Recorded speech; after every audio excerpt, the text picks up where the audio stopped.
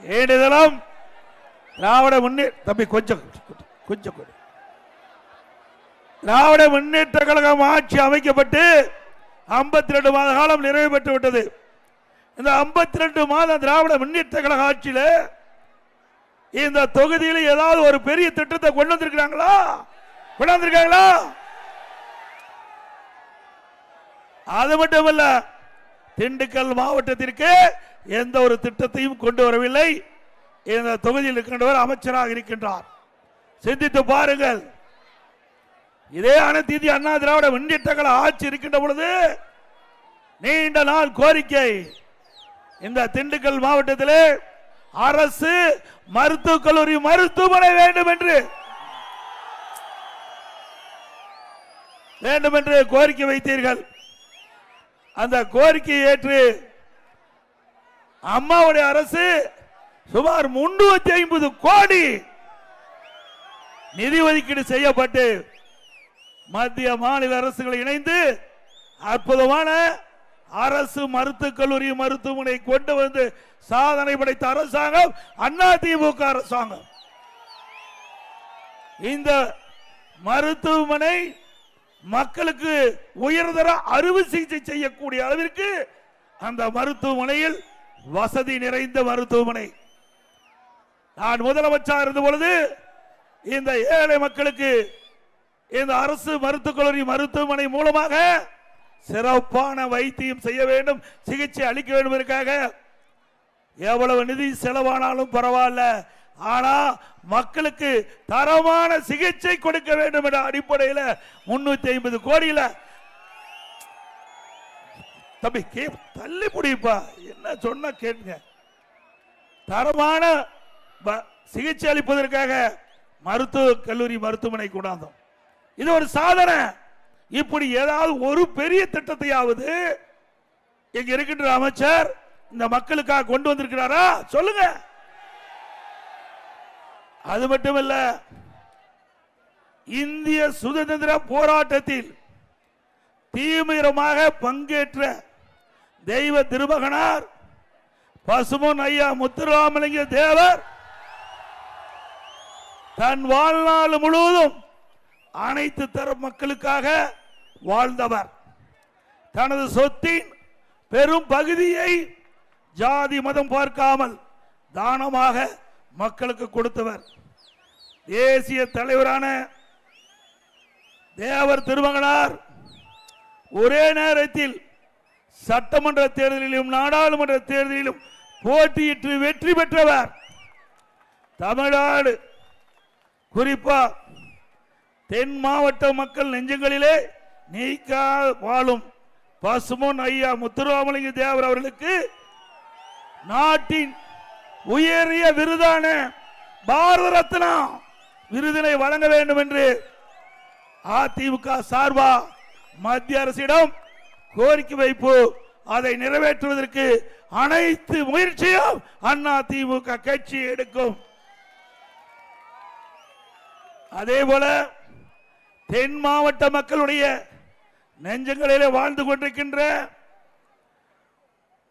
தேசியம் தெய்வமும் எனது இரு கண்கள் என வாழ்ந்து காட்டிய ஐயா பசும்பொன் முத்துராமலிங்க தேவர் திருமகனார் அவருடைய பெயரை மதுரை விமான நிலையத்திற்கு பெயர் வைக்க வேண்டும் என்று அனைத்து இந்திய அண்ணா திராவிட முன்னேற்ற கழகத்தின் சார்பாக மத்திய அரசை வலியுறுத்தி அந்த பெயர் வைப்பதற்கான முயற்சியை அதிமுக கட்சி செயல்படுத்தும் என்பதை இந்த நேரத்தில் தெரிவிக்க விரும்புகின்றேன்.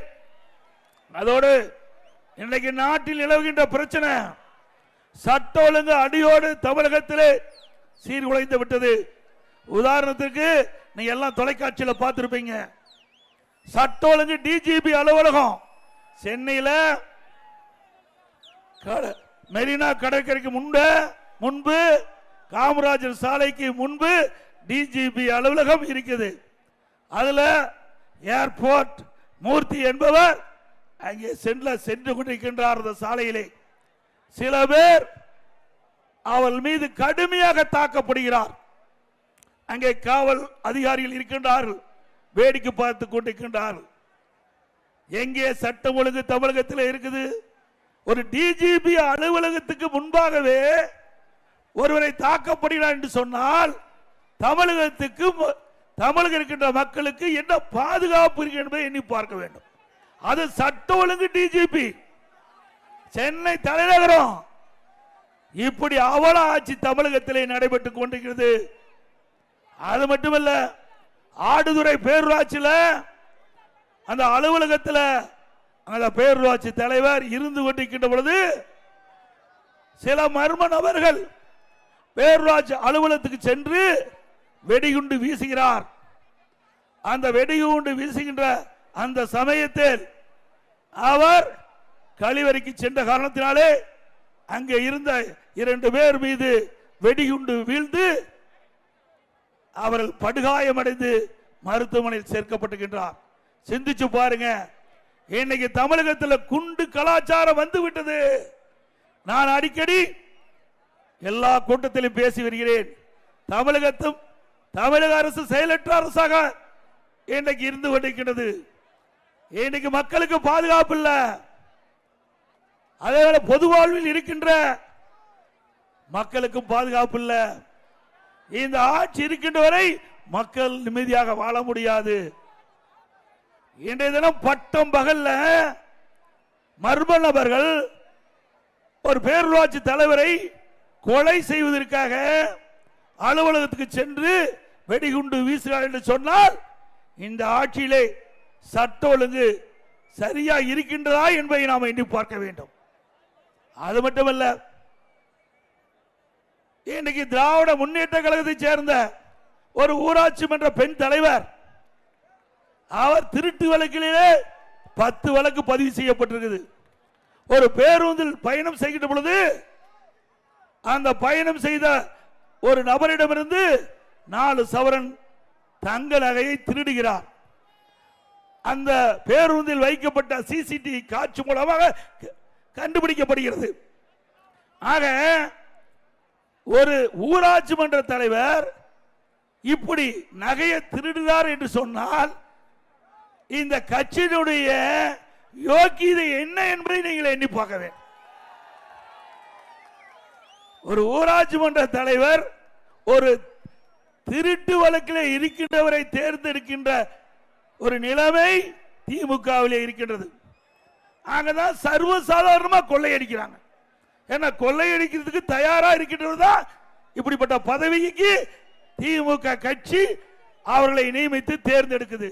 அதனாலதான் தமிழகத்தில் கொலை, கொள்ளை, திருட்டு, வழிப்பறிவு, பாலியல் வன்கொடுமை நடக்காத நாளே இல்லை.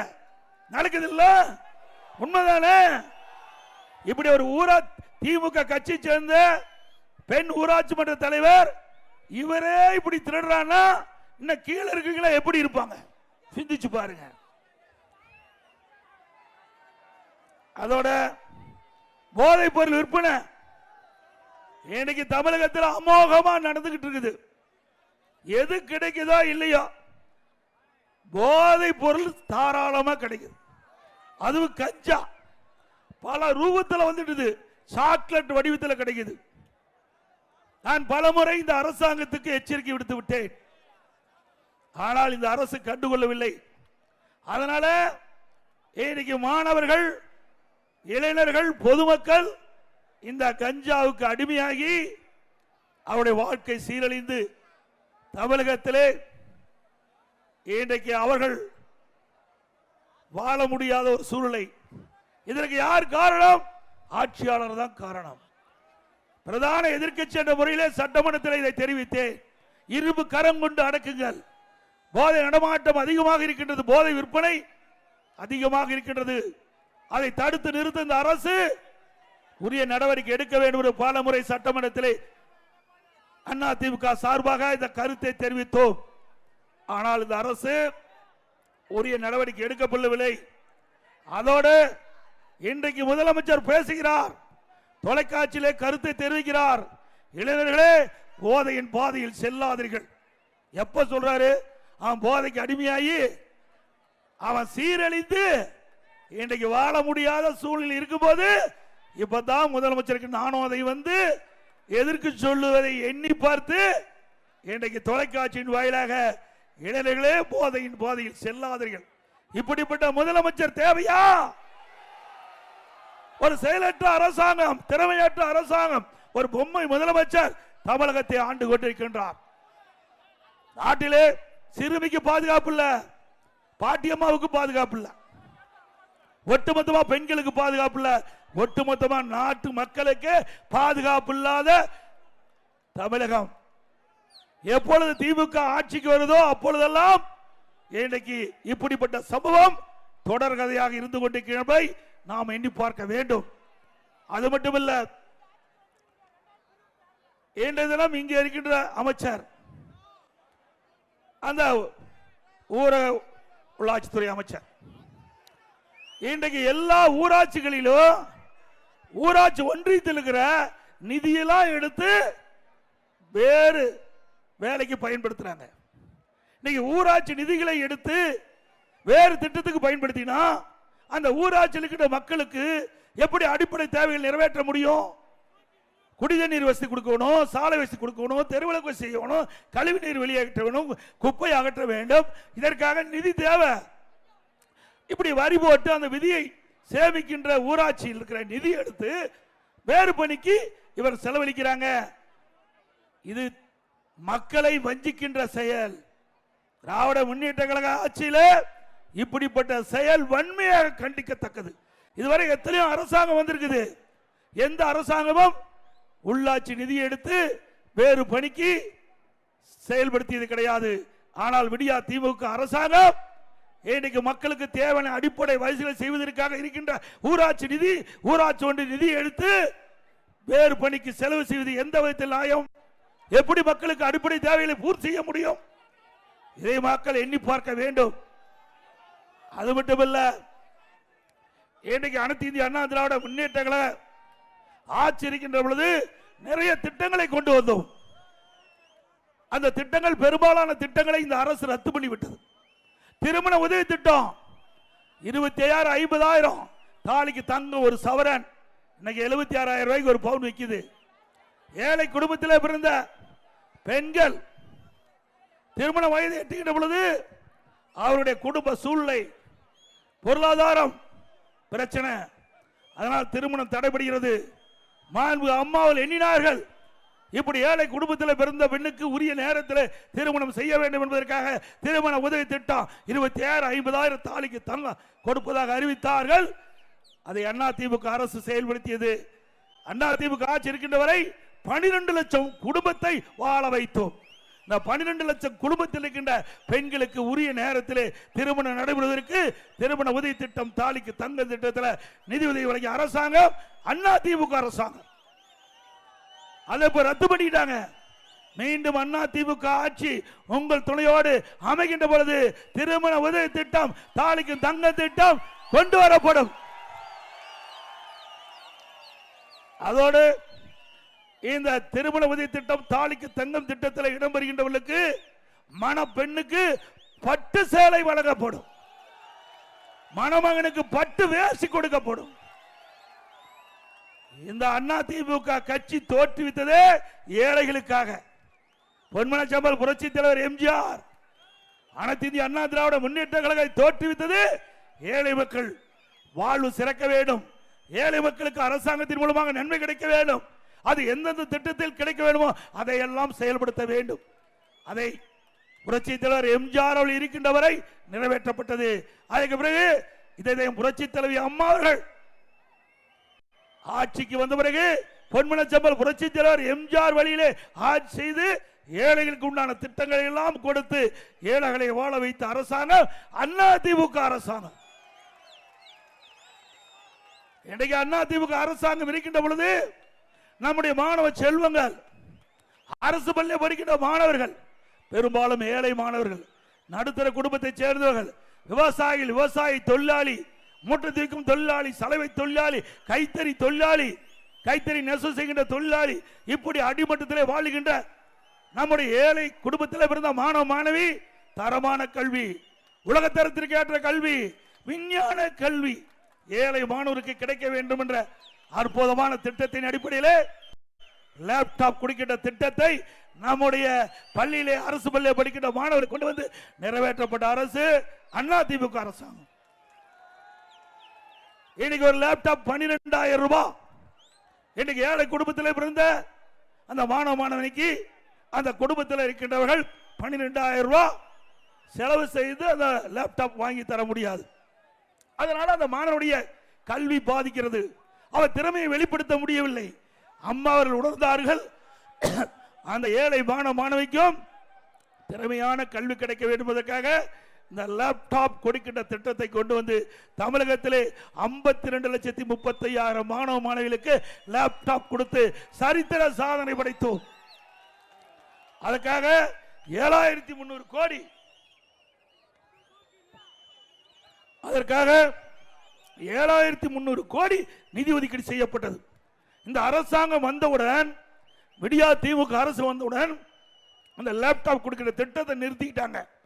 மீண்டும் அனைத்து இந்திய அண்ணா திராவிட முன்னேற்ற கழக ஆட்சி அடுத்த ஆண்டு நடைபெற்ற சட்டமன்ற தேர்தலில் வெற்றி பெற்று ஆட்சி அமைக்கின்ற பொழுது நம்முடைய அரசு பள்ளியில் படிக்கின்ற மாணவ செல்வங்களுக்கு திறமையான கல்வி கிடைக்கின்ற சூழ்நிலை உருவாக்கின்ற விதமாக லேப்டாப் கொடுக்கப்படும்.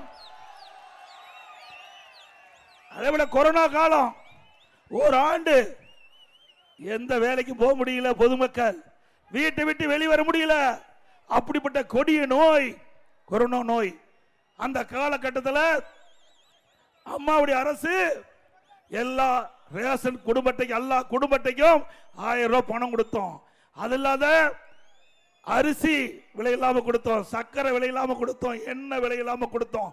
இந்தியாவிலேயே இன்னைக்கு ரேஷன் பொருட்கள் விலையெல்லாம் கொடுத்த ஒரே அரசாங்கம் அதிமுக அரசாங்கம். அந்த காலகட்டத்தில் இன்னைக்கு பள்ளிக்கு போக முடியல மாணவர்கள், கல்லூரிக்கு மாணவர்கள் போக முடியல. ஓராண்டு அவளுக்கு வீணாகிவிட்டது என்று மன உளைச்சல் மாணவர்கள் இருந்து கொண்டிருந்தார்கள். இன்றைக்கு கல்லூரியில் படிக்கின்ற மாணவர்களுக்கு ஆன்லைன் வகுப்பு நடத்தணும், ஆன்லைன்ல தேர்வு நடத்தணும். நல்ல தேர்வு எழுதி பட்டம் வாங்கினாங்க கல்லூரி மாணவர்கள். பள்ளியில படிக்கின்ற மாணவர்களுக்கு ஆல் பாஸ் போட்டு கொடுத்தோம், எல்லாரும் பாஸ் போட்டு கொடுத்தோம். சூழ்நிலைக்கு தக்கவாறு ஆட்சி செய்கின்ற அரசு அதிமுக அரசாங்கம். மக்களுடைய எண்ணங்கள் ஓட்டத்தை தகுந்தவாறு ஆட்சி செய்கின்ற அரசாங்கம் அதிமுக அரசாங்கம். திமுக அப்படி அல்ல, குடும்பத்துக்காக இருக்கின்ற கட்சி, குடும்பத்துக்காக இருக்கின்ற கட்சி திமுக கட்சி. அது கட்சி அல்ல, அது ஒரு கார்ப்பரேட் கம்பெனி. அது கட்சியா? கம்பெனி. அந்த கம்பெனியில அங்க ஓனர் இருப்பார். யாருன்னா திரு கருணாநிதி அவர்கள் அந்த கம்பெனிக்கு ஓனரா இருந்தார். பிறகு அவர் மறைவுக்கு பிறகு அவருடைய மகன் திரு ஸ்டாலின் அவர்கள் அந்த கம்பெனிக்கு அதிபர் ஆயிட்டார். அதுக்கு பிறகு இப்ப உதயநிதி அவர்கள் வர்றதுக்கு துடிக்கிறார். முதல்ல எம்எல்ஏ ஆக்குனாங்க, அப்புறம் அமைச்சர் ஆக்குறாங்க, இப்ப துணை முதலமைச்சர் ஆக்கி இருக்கிறாங்க. ஆக தமிழகத்திலே இன்னைக்கு ஜனநாயக முறைப்படி திமுக கட்சி அல்ல, அது ஒரு கார்ப்பரேட் கம்பெனி ஆகி அது குடும்ப கட்சியாக சுருங்கி விட்டது. இப்படிப்பட்ட கட்சி தேவையா? ஏங்க திரு உதயநிதி அவர்கள் இந்த கட்சிக்கு என்ன சேவை செஞ்சார்? என்னைக்காவது ஜெயிலுக்கு போயிருக்காரா போராட்டம் பண்ணி? இல்ல கட்சிக்காக உழைத்திருக்கிறாரா? அவருக்கு என்ன ஒரே அடையாளம்? திரு கருணாநிதியுடைய பேரன், திரு ஸ்டாலினுடைய மகன், அதுதான அடையாளம். இங்க இருக்கின்ற அமைச்சர் அவர் எதிர்கட்சி தான் இருந்தாலும் வயதிலே மூத்தவர் அண்ணன் பெரியசாமி அவர்கள் இந்த கட்சிக்கு திமுக கட்சிக்கு இன்றைக்கு எவ்வளவு உழைத்திருப்பார். அவர் இந்த பகுதியில் ஒரு நிகழ்ச்சி நடக்குது திண்டுக்கல் மாவட்டத்தில், நான் பார்த்தேன். பார்க்கின்ற பொழுது அதெல்லாம் மனு வாங்குறது, மக்கள்கிட்ட போய் நேரடியா ஒரு திட்டலுக்கு திரு உதயநிதி அமர்ந்துகிட்டார். அண்ணன் பெரியசாமி ஒரு ஓரமா சேர போட்டு உட்கார வச்சுட்டாங்க. பரிதாபமா இருந்தது பார்க்கறதுக்கு. உழைக்கின்றவர்கள்லாம் அந்த கடைசியில் தான் இடம் திமுகவில். பிறகு மக்கள்கிட்ட நீங்களா மனு கொடுங்க, உங்களுடைய பிரச்சனைலாம் தீர்க்கிறேன், நான் கொண்டு அந்த பெட்டியில் மனு போடுங்க, நான் பூட்டி சீலை வச்சு தூக்கிட்டு போய் வீட்டில் வச்சுக்கிட்டு திமுக ஆட்சிக்கு தோணுன சீலை உடைச்சு பெட்டியை திறந்து மனுவை எடுத்து படிச்சு பார்த்து பிரச்சனை தீர்க்கிறேன்னு அப்படி பேசிட்டு போனாரு. தீர்த்தாரா? அந்த மனு வாங்குகின்ற நிகழ்ச்சியில அண்ணன் பெரியசாமி அவர்கள் ஓரம் கட்டப்பட்டு விட்டார். இன்றைக்கு அவருடைய வயது என்ன, திரு உதயநிதி ஸ்டாலினுடைய வயது என்ன? அவர் கட்சிக்கு எவ்வளவு உழைச்சிருக்காரு, திரு உதயநிதி ஸ்டாலின் எவ்வளவு கட்சிக்கு உழைத்திருக்கிறார். அங்க கட்சியில் உழைக்கின்றவர்கள்லாம் அங்க வேலை கிடையாது. திமுக கார்பரேட் கம்பெனி திரு கருணாநிதி குடும்பத்தில் பிறந்தவருக்கு தான் எல்லா அதிகாரமும், கட்சியிலையும் அதிகாரம், ஆட்சியிலையும் அதிகாரம். நல்லா சிந்திச்சு பாருங்க. திரு கருணாநிதி இருந்தார், திமுக கட்சியுடைய தலைவரா, திமுக முதலமைச்சராக இருந்தாரு. அப்புறம் உதயநிதி, அப்புறம் திரு ஸ்டாலின் வந்தாரு, திமுக தலைவரானு, அப்புறம் அந்த கட்சிக்கு முதலமைச்சரானாரு. அதுக்கு பிறகு உதயநிதி அவர்கள் இளைஞரணி திமுக மாநில செயலாளர், திருமதி கனிமொழி மகளிர் அணி செயலாளர். அவர் வேற என்ன பதவி இருக்குது? இது 3 தான் முக்கிய பதவி. 3 திமுக குடும்பத்தை சார்ந்தவர்களே எடுத்துக்கிட்டாங்க. உண்மைதானே? ஆக திமுகவில் கட்சியிலையும் யாரும் உயர்ந்த பதவிக்கு வர முடியாது, ஆட்சியிலையும் உயர்ந்த பதவிக்கு வர முடியாது. இங்கதான் இப்படின்னா டெல்லியில அங்க திமுக நாடாளுமன்ற அதிகமா வெற்றி பெற்று டெல்லிக்கு சென்றாலும் அங்கேயும் திரு கருணாநிதி குடும்பத்தை சேர்ந்தவங்க தான் அமைச்சராக முடியும். இப்போ நாடாளுமன்ற குழு தலைவர் திருமதி கனிமொழி தான் இருக்கிறாங்க. ஏன் வேற ஆளு கொடுக்க கூடாது? கொடுப்பாங்களா? ஒன்னும் கொடுக்க மாட்டாங்க. உஷாரா இருங்க. இன்னும் கொஞ்ச நாள்ல இந்த பகுதியே பட்டா போட்டாலும் போட்டுருவாங்க. திமுக தொடர்ந்து ஆட்சியில் இருந்தா. திமுக என்பது இன்றைக்கு மக்களுக்கு நன்மை செய்கின்ற கட்சி அல்ல. ஆட்சி அதிகாரம் தன் திரு கருணாநிதி குடும்பத்துக்கு இருக்க வேண்டும். அதன் மூலமாக இன்றைக்கு கோடி கோடியாக சம்பாதிக்க வேண்டும்.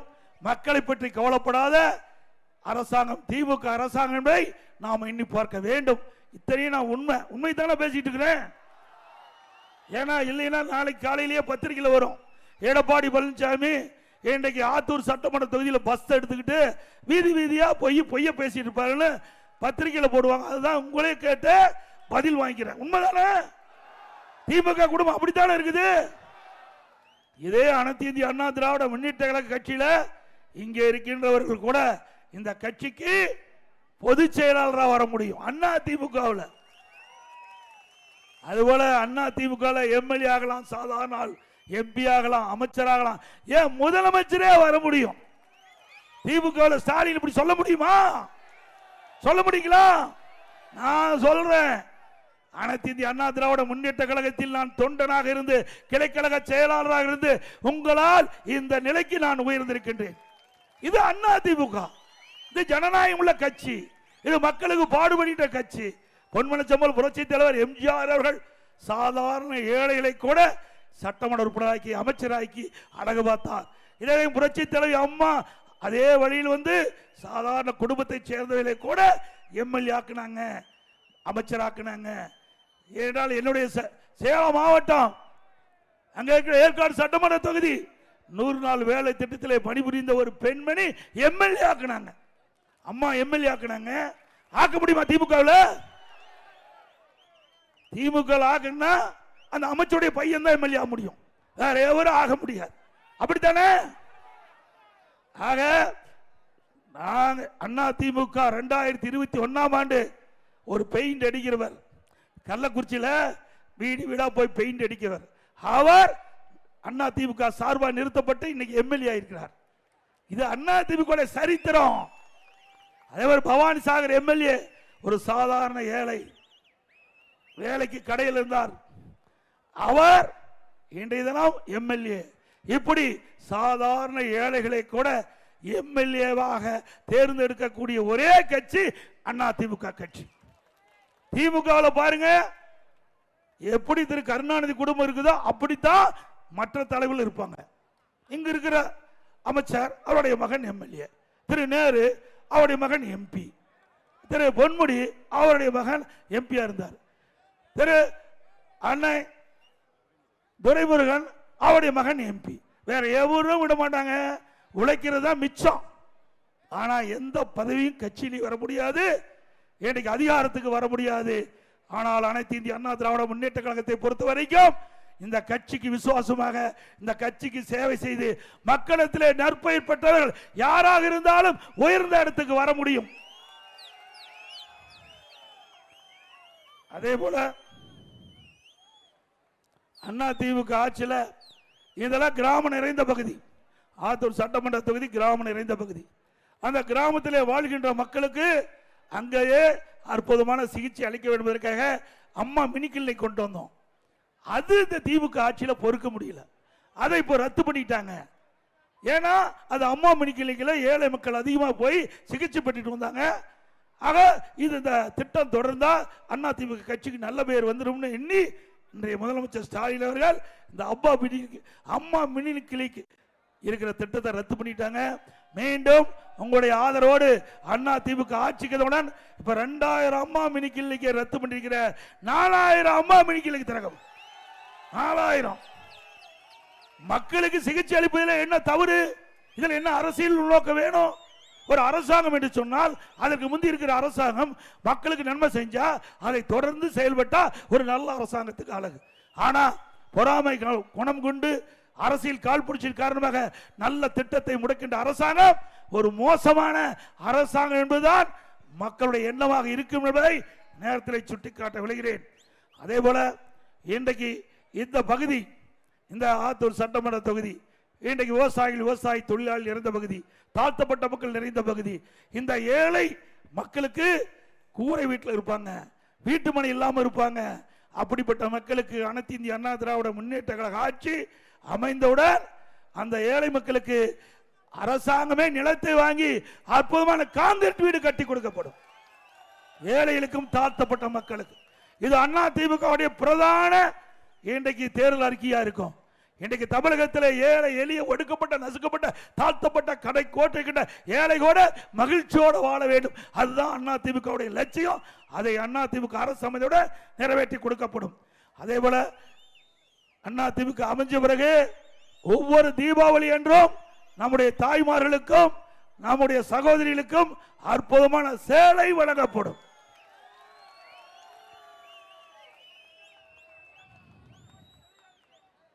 அதே போல இன்றைக்கு விவசாயிகள் நிறைந்த பகுதி, விவசாயிகளுக்கு நிறைய திட்டங்களை நாங்கள் கொண்டு வந்து நிறைவேற்றுகிறோம்.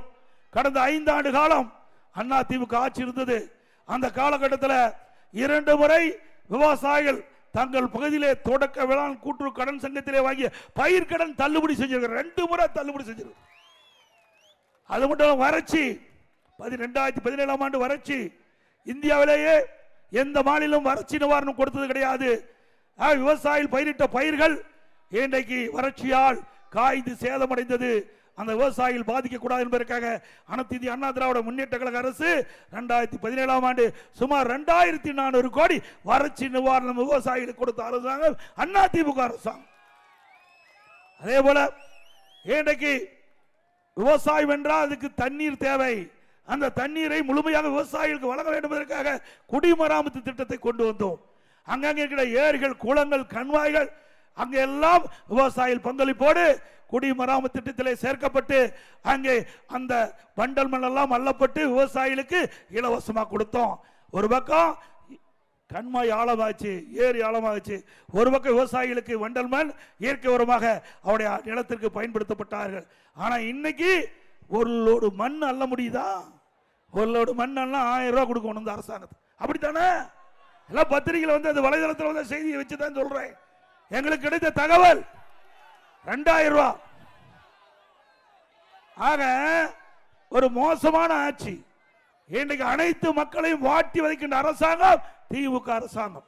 குடிமராமத்து திட்டத்தின் மூலமாக இந்த திட்டத்தை நிறைவேற்றுகின்ற பொழுது கண்மாய் ஆளப்படுகிறது.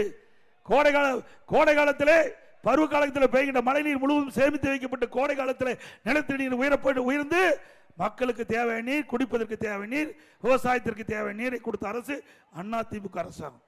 அதை விட விவசாயிகள் 24 மணி நேரம் மின் மோட்டார் இயங்குவதற்கு மும்முனை மின்சாரம் அண்ணா திமுக ஆட்சியிலே கொடுத்து மும்முனை மின்சாரம் எந்த நேரத்துக்கு விவசாயிகள் போனாலும் மின் மோட்டார் ஆபரேட் பண்ணலாம், இயக்கலாம்.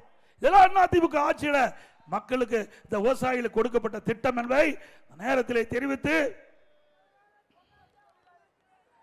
இன்றைக்கு இங்கே கைத்தறி நெசவாளர்கள் அதிகமாக இருக்கிற பகுதி, இன்னைக்கு விவசாய இந்த கைத்தறி நெசவாளருக்கு பசு வீடுகள் கொடுத்தோம். அதே போல இந்த ஏழை கைத்தறி நெசவாளர்களுக்கு அற்புதமான கான்கிரீட் வீடு அதிமுக ஆட்சி கட்டி கொடுக்கப்படும். இந்த கைத்தறி தொழில் செய்கிறவர்களுக்கு விலையில்லா மின்சாரம், கைத்தறிக்கு 200 யூனிட், விசைத்தறிக்கு 750 யூனிட். அதே போல இந்த கைத்தறி பிரிவில் தொழில்நுட்ப மேம்பாடு, வடிவமைப்பு மேம்பாடு மற்றும் ரகம், இதுக்கெல்லாம் சரியாக செயல்படுத்த வேண்டும். கைத்தறி ஆதரவு திட்டம் என்ற ஒரு திட்டத்தை துவக்கி அதற்காக 120 கோடி மானியம் கொடுத்த அரசாங்கம் அதிமுக அரசு. அதே போல நான் முதலமைச்சர் இருந்த பொழுது கைத்தறி துணி அதிகமாக நெய்யப்பட்டு தேக்கம் அடைஞ்சது.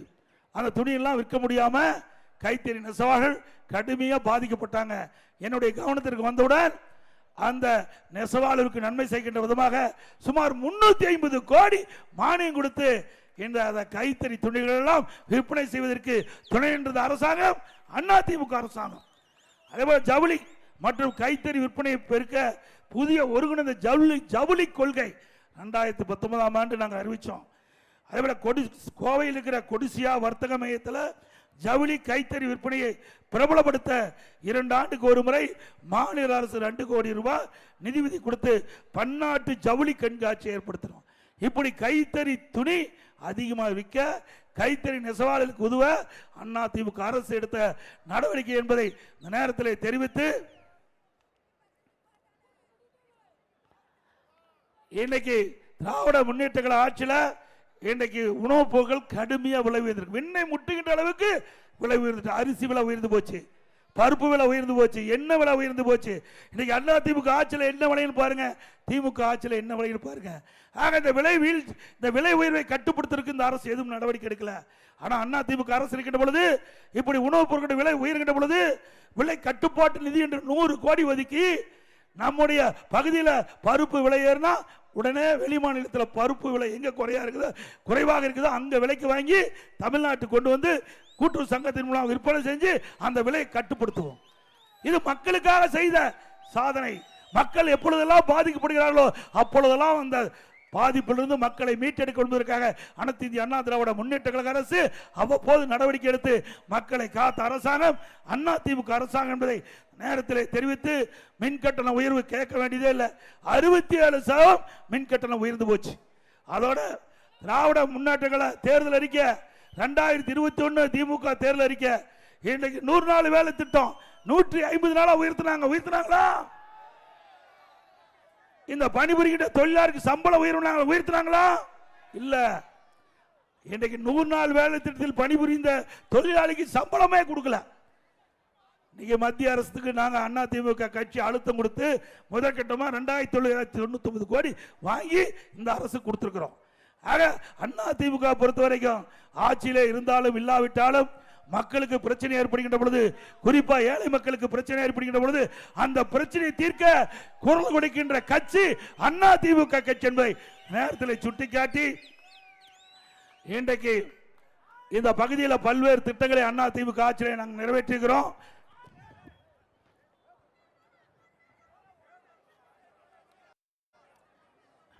ஆத்தூர் காமராஜர் நீர்த்தேக்கம் 115 கோடி மதிப்பில் தூர்வாரப்பட்டு புனரமைக்கப்பட்டது.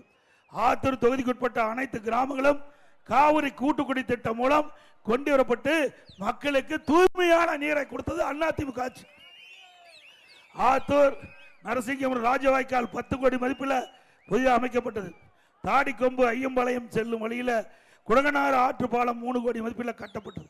மற்றும் குடங்கனாறு ஆற்றில் தடுப்பணை கட்டப்பட்டது. செக்கிய கவுண்டன் குளம், சின்ன ராமகவுண்டன் குளம், நாராயண நெட்டி குளம், ஏந்தல் குளம் ஆகிய 2 கோடி மதிப்பில் தூர்வாரப்பட்டது. அதே போல ஆத்தூர் காமச்சார் நீர்த்தேக்கத்தின் கீழ் துணை அணை கட்டப்பட்டது. இப்படி பல்வேறு திட்டங்களை அதிமுக ஆட்சியில் கொண்டு வந்து நிறைவேற்றுகிறோம். அதோட பல திட்டங்கள் நீங்கள் நிறைவேற்ற வேண்டும் என்று கோரிக்கை வச்சிருக்கீங்க. இன்னைக்கு அந்த கோரிக்கையும் அனைத்து இந்திய அண்ணா திராவிட முன்னேற்ற கழகம் அமைந்தவுடன் நிறைவேற்றி கொடுக்கப்படும் என்பதை நேரத்தில் தெரிவித்து, இந்த எழுச்சி பயணம் சிறப்பாக அமைய இன்றைக்கு உதவி புரிந்த கழகத்தினுடைய பொறுப்பாளர்கள், இன்றைக்கு மாவட்ட கழக துணை செயலாளர் திரு TR விஜயபால முருகன் அவர்களே, ஆத்தூர் கிழக்கு ஒன்றிய கழக திரு சி மயில்சாமி அவர்களே, மேற்கொண்டிய செயலாளர் திரு மணலூர் எம் சின்னசாமி அவர்களே, ஒன்றிய கழக செயலாளர் திரு ஆர் கே சுப்பிரமணியம் அவர்களே, ஒன்றிய செயலாளர் திரு ஆரோக்கியசாமி அவர்களே, மற்றும் பேரூராட்சி செயலாளர் திரு கே சக்கரமணி அவர்களே, மற்றும் திரு ஆர் முத்தையா அவர்களே, திரு கே சத்யவேல் அவர்களே, திரு பாபு விஜயகுமார் அவர்களே, திரு எம் சி குட்டியன் நாகசுப்பிரமணியம் அவர்களே, திரு எஸ் கே முகமது அலி அவர்களே, திரு பி முருகன் அவர்களே, திரு கே சுகன் அவர்களே, திரு ராஜ்மோகன் அவர்களே, திரு பி கோபி அவர்களே, திரு எம் பாலு அவர்களே, திரு என் கே சந்திரகுமார் அவர்களே, நம்முடைய கூட்டணி கட்சி சேர்ந்த பாஜக கிழக்கு மாவட்ட தலைவர் திரு முத்துராமலிங்கம் அவர்களே, தமிழ் மாநில காங்கிரஸ் கட்சியுடைய மாவட்ட தலைவர் திரு சுரேஷ் அவர்களே, தமிழக தேசம் கட்சியுடைய மாநில தலைவர் திரு கே கே செல்வகுமார் அவர்களே, தமிழக மக்கள் முன்னேற்ற கழகத்தின் கிழக்கு மாவட்ட தலைவர் திரு ஸ்டாலின் அவர்களே, ஐஜேகே மாவட்ட ஒருங்கிணைப்பாளர் திரு அசோக் அவர்களே, ஐஜேகே மாவட்ட தலைவர் திரு அந்தோணி ராஜ் அவர்களே, பார்வர்ட் பிளாக் கட்சியினுடைய நிர்வாகிகளே, தமிழ்நாடு தேவர் பேரவை தலைவர் திரு முத்தையா தேவர் அவர்களே, மற்றும் இந்த சிறப்பான எழுச்சி பயண நிகழ்ச்சியிலே கலந்து கொண்ட கழக உடன்பிறப்புகளே, பெரியவர்களே, தாய்மார்களே, கூட்டணி கட்சி சேர்ந்த நிர்வாகிகளே, தொண்டர்களே, அனைவருக்கும் என்னுடைய மனமார்ந்த நன்றியை மீண்டும் முறை தெரிவித்து 2026ஆம் ஆண்டு நடைபெற்ற சட்டமன்ற பொதுத் தேர்தலில் அனைத்து இந்திய அண்ணா திராவிட முன்னேற்ற கழக வேட்பாளர் இருந்தால் அவர் இரட்டை சின்னத்திலே வாக்களித்து விட்டனர். கூட்டணி கொடுத்தா அந்த கூட்டணி கட்சியுடைய சின்னத்துக்கு வாக்களித்து வெற்றி பெற செய்யுங்கள். அதோட மக்களை காப்போம், தமிழகத்தை மீட்போம்.